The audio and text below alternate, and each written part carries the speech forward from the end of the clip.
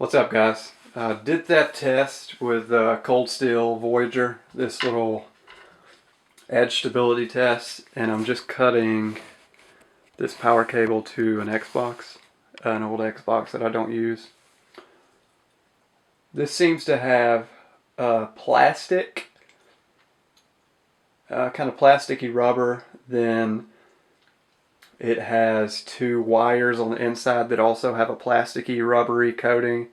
Then it's two stranded copper wires, so they're not solid. And in between the two wires, there's some kind of fibrous material. Not sure what it is. It looks to be synthetic. But this stuff is really hard to get through. I did the edge stability test with a Cold Steel, and it passed with flying colors. Then Kylie from CKC Knives suggested that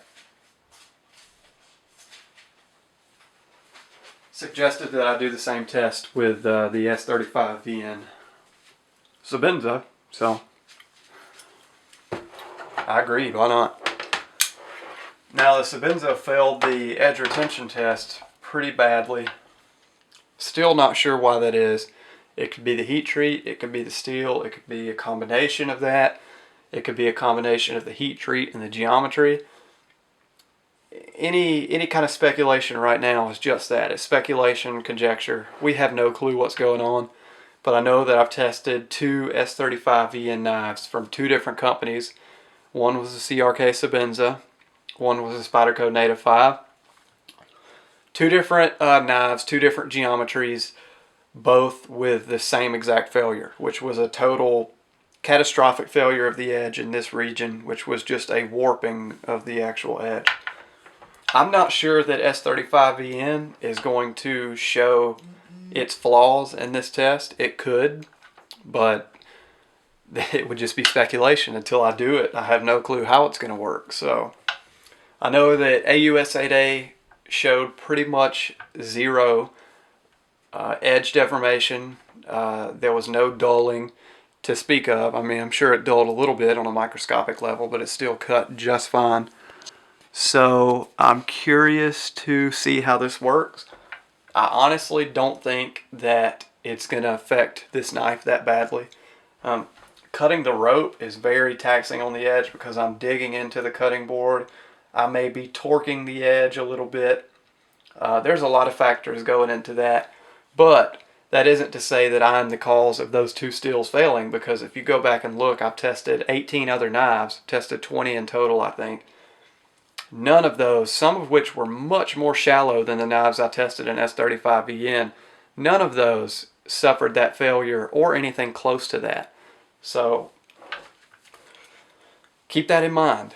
I'm just going to go ahead and get to this. I need to show initial sharpness first, which is back to ridiculously sharp. I mean, ridiculous. I don't know if y'all can hear it, but it's probably the sharpest I've ever gotten my Sebenza. So initial sharpness is good. Just go ahead and get to the cutting.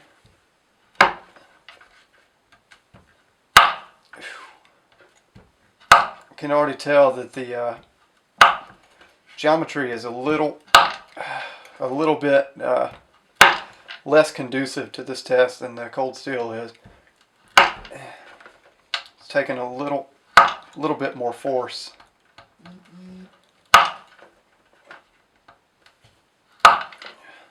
Take a look at the edge. I actually do already see some deformation. I'm not sure that's going to translate into. No, it's still just as sharp as it was before. Still very sharp. I do want to show you what I'm talking about, though. I already see a little bit of a weird spot going on right there. See how strange that looks? It's almost like jagged peaks on the edge. It's not affecting sharpness, though. So, I have no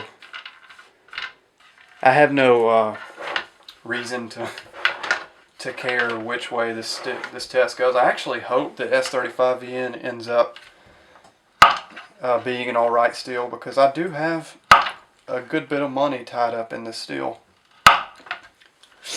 And a lot of companies are switching to this. One of my favorite companies, which is CRK, is switching to this steel exclusively, so I would hate to dislike this steel. I don't know if it's coming through on video, but it's taken me a lot of force to get through these cuts.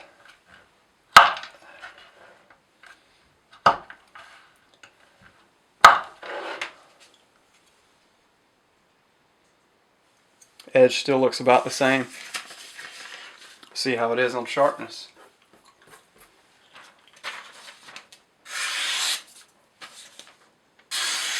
Now I'm cutting with a part that has been doing the cutting, which is the belly. It's been doing most of the cutting. There's a little bit of a hitch, if you could see it and hear it. It's not wanting to push cut like it was before.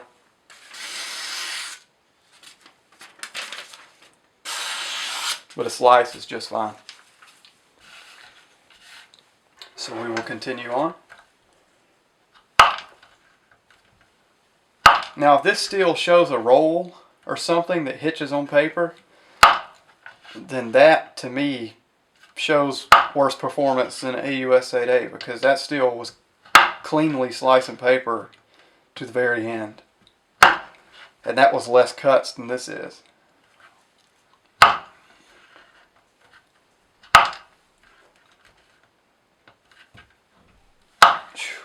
It takes a lot of force to get through this stuff. I really didn't expect the cold steel to have a thinner grind than this hollow.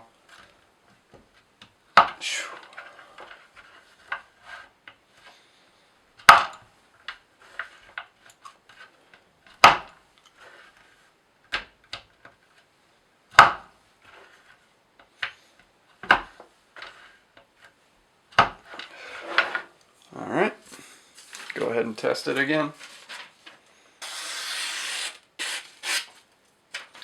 Same little hitch. You can actually see it in the paper.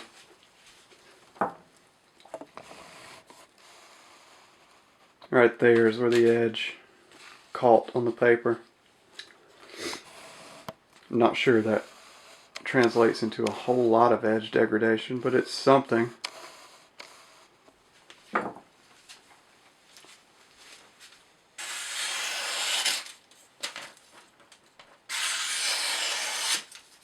It still cuts clean though. If I'm using a slicing motion, it still cuts just fine.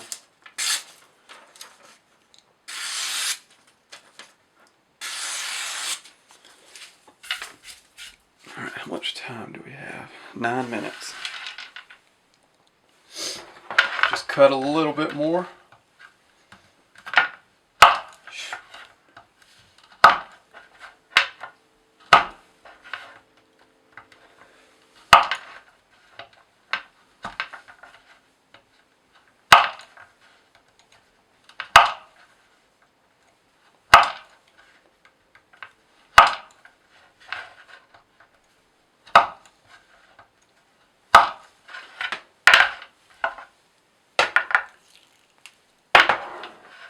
Gonna need to go find some more cable somewhere.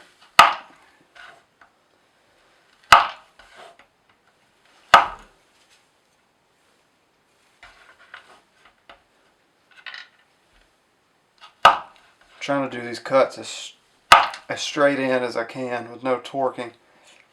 Sometimes it's not possible though.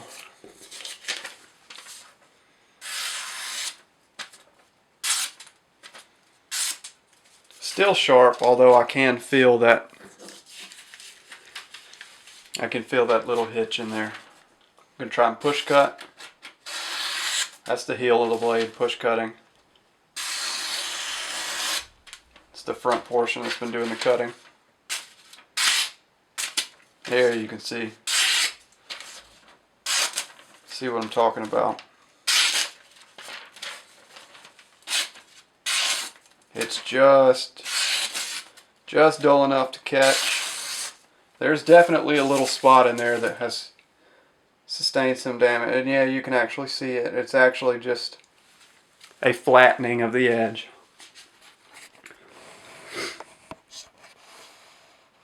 I hope the camera picks it up, but the edge is actually flattened a little bit, which I didn't expect it to flatten. But man, I really hope it's right here. Just keep your eyes on that spot of the blade. See that? I can actually feel the part that flattened. If I could catch it in the light. There you go, right there. See it? See it? Right there. Now I did nothing special to this knife. You've seen me cut. I did about as many cuts as I did with a cold steel.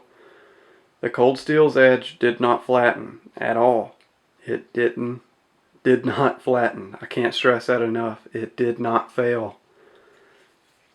This failed. I don't care why it failed. That's not important to me. I'm just showing that it did. You can actually see some of the warping right there.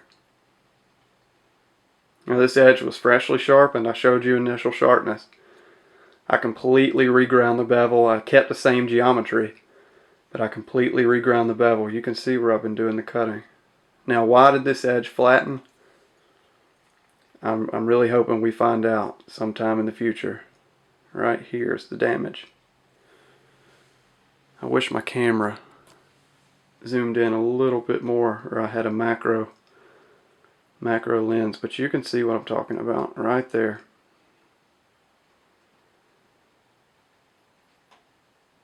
I may actually try something. Hang on guys, be patient with me.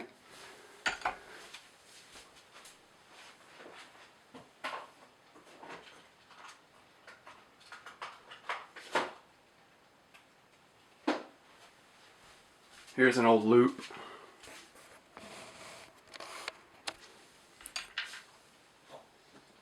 Have to figure out how to even work this thing. I'm not sure this camera will be able to do this.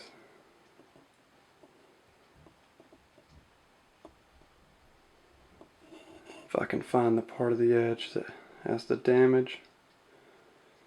There you go, right there. It's hard to do, it's nearly impossible. The focal point is very, very precise, and it's hard to keep the knife in that little spot. If I could find the damage.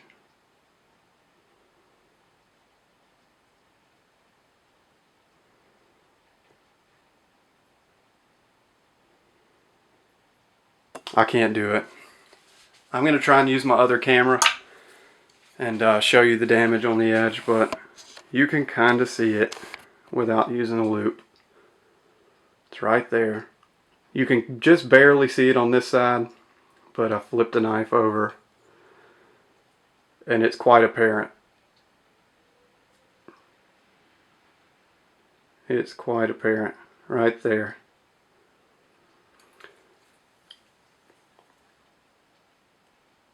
Alright, that's enough video evidence. Same test, probably less cuts than the Voyager, but it sustained more edge damage. I've had a lot of people try and tell me that this is normal performance for S35VN.